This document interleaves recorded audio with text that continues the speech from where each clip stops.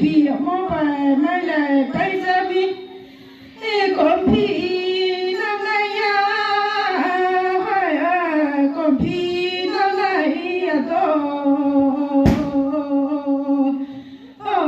sẽ mai hà mai ở thời thằng phi lệ bữa đây cho ra nó mai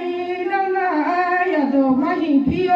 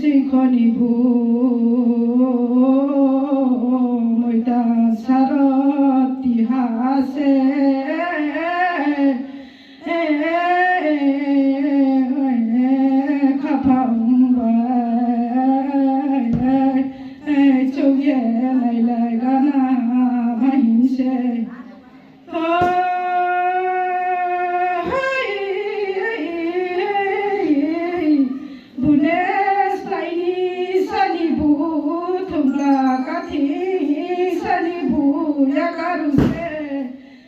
chunde saya